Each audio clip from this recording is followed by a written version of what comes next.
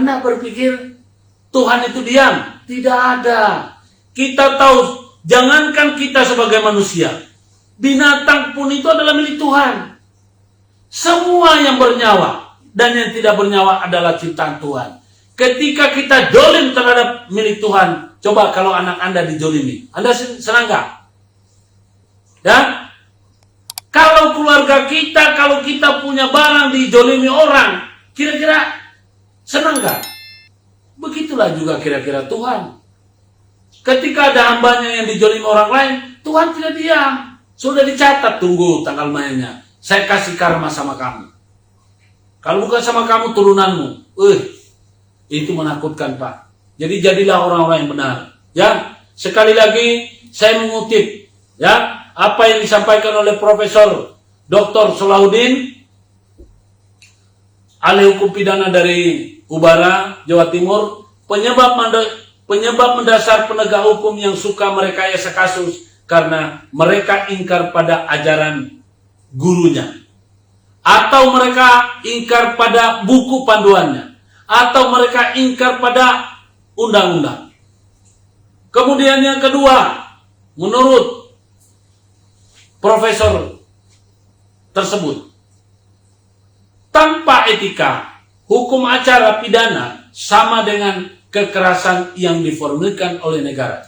Jadi maksudnya tanpa etika, hukum acara pidana sama saja dengan tanpa etika hukum atau acara pidana sama saja dengan kekerasan yang diformulkan oleh negara. Jadi kepada bapak-bapak yang terhormat, anggota dewan, jangan membuat undang-undang kemudian tidak diikuti dengan pengawasan. Banyaknya masyarakat kita yang diperlakukan oleh penegak hukum nggak benar. Memang penegak hukum itu punya andil besar, tetapi bukan berarti anggota dewan pembuat undang-undang itu tidak ikut andil. Andil, Pak. Ingat, Anda semua mendapatkan gaji dari negara. Ya, uang rakyat itu. Saya paling takut mencari nafkah dari uang rakyat ketika saya tidak bisa menjalankan amanah. Lebih baik dari petani, Pak. Kemudian ini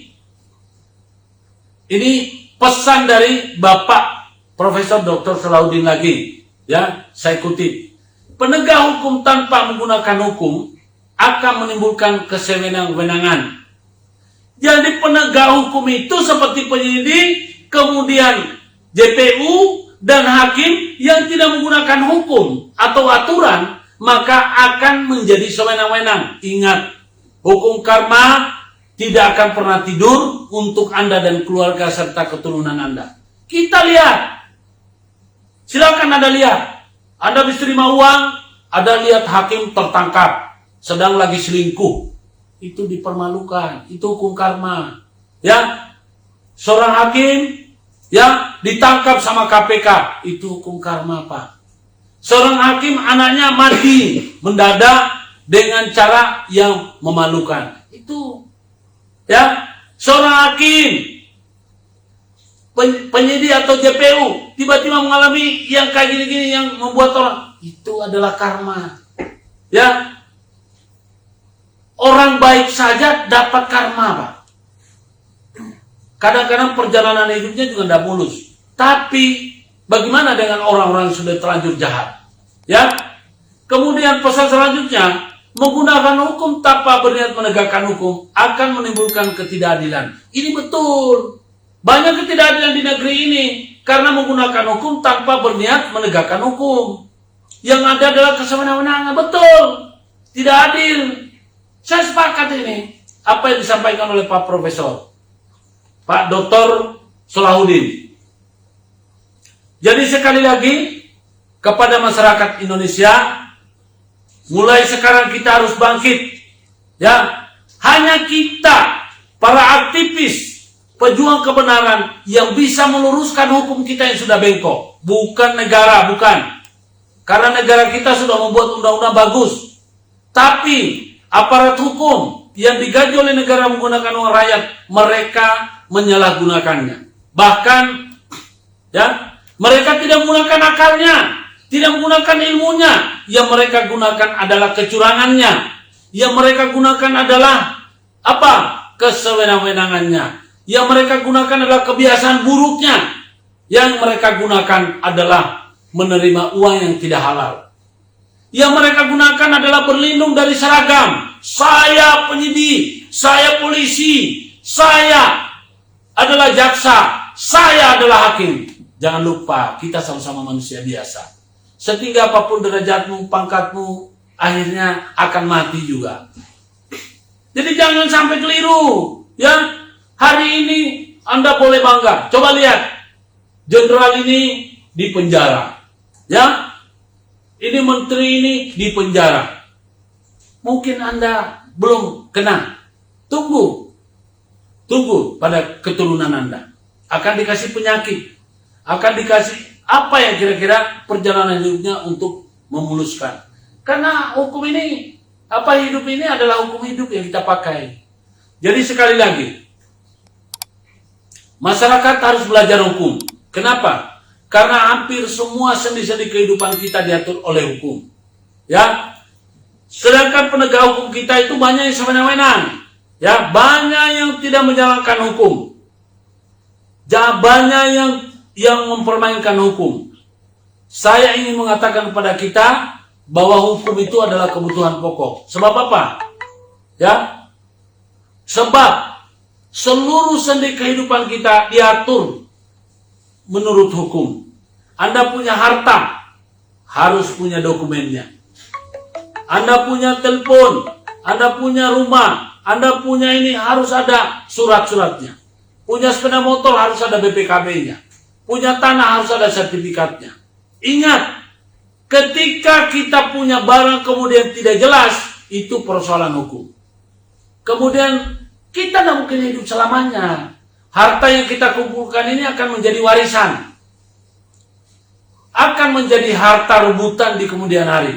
Kalau kita tidak mengerti hukum, maka yang terjadi adalah apa? Kita akan membuat pertumpahan darah dalam keluarga. Ya, jadi hukum itu penting dan wajib diketahui oleh kita. Anda jangan berpikir, wah saya nggak perlu mengerti hukum. Justru saya ingin mengatakan pada Anda mulai dari sekarang belajar hukum. Saya punya pengalaman. Ini teman saya menolong anak sekolah, anak tetangganya ngantar pergi sekolah. Ini beberapa tahun yang lalu. Kemudian di depan itu di jalan rusak dia menabrak batu, lalu jatuh, Pak. Itu anak yang dia gonceng jatuh. Kemudian amit-amit lewat mobil truk. Anak itu diinjak kakinya pakai truk. Bapak Ibu tahu siapa yang disalahkan? Ini teman saya yang perempuan ini sedang berniat baik. Saya tidak tahu apakah hukum mengatakan demikian atau memang penegak hukumnya nggak ngerti hukum. Masa orang yang punya itikat baik menolong?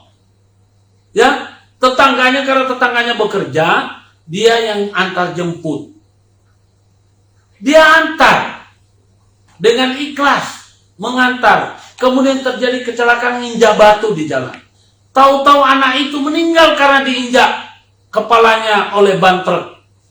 Yang ditahan siapa? Ibu-ibu yang naik motor ini. Sedangkan supirnya enggak, hanya jadi saksi. Hukum macam apa ini? Inilah yang perlu kita belajar hukum.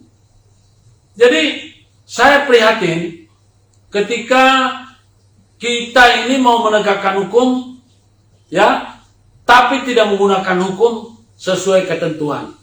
Jadi sahabat sekalian, saya menyampaikan terima kasih atas perhatian Anda. Tolong sebarkan, di-share ini video, supaya banyak masyarakat yang mengerti tentang hukum. Ya, kepada teman-teman yang sudah menjadi advokat atau yang menjadi penggiat hukum, aktivis, kita ini jangan takut dan jangan lari berurusan dengan hukum. Kalau penegak hukum seperti advokat takut berurusan dengan hukum, maka matilah itu hukum. Karena apa? Hanya orang-orang yang menjadi aktivis penggiat hukum yang bisa meluruskan hukum. Karena penegak hukum itu adalah sebetulnya rival kita. Jangan sampai menjadi mitra kita. Mitra dalam artian mitra yang positif boleh, tapi jangan menjadi mitra negatif.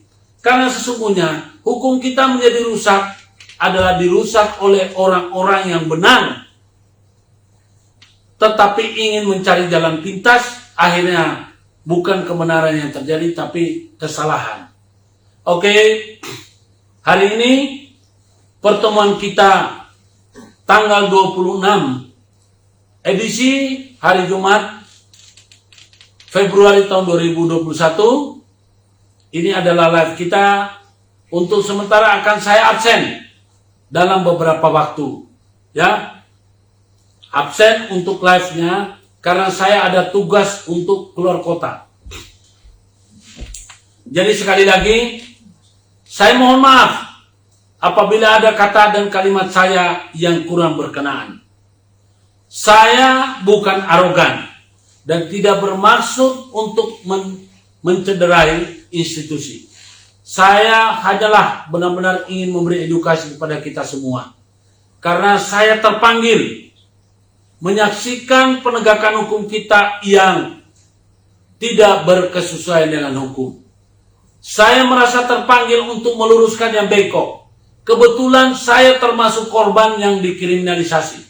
Di negeri ini banyak orang yang dikriminalisasi. Kalau Bapak baca di media, berapa 17 orang ya, beberapa waktu ini polisi yang dipecat dengan tidak hormat. Ya, jadi saya prihatin. Memang saya tidak tahu bagaimana membahasakan, tapi yang pasti itu ada kejadian. Bahwa ada hakim yang masuk penjara, hakim yang saya protes itu sudah diberikan sanksi, namanya hakim wakil Tuhan, tidak boleh salah. Ternyata mereka dikasih sanksi.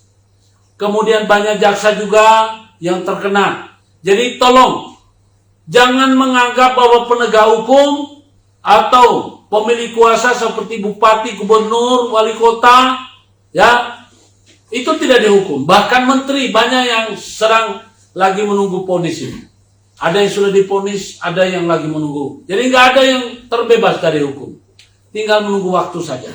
Oke, saudara semangsa dan setanah air, saya akan mengakhiri pertemuan ini dan kemungkinan kita akan untuk live-nya ini akan kita off selama 1 minggu, ya. Tetapi akan tetap kita bertemu di udara melalui siaran langsung. Nonton bareng. Ya, wabillahi taufiq wal hidayah. Wassalamualaikum warahmatullahi wabarakatuh.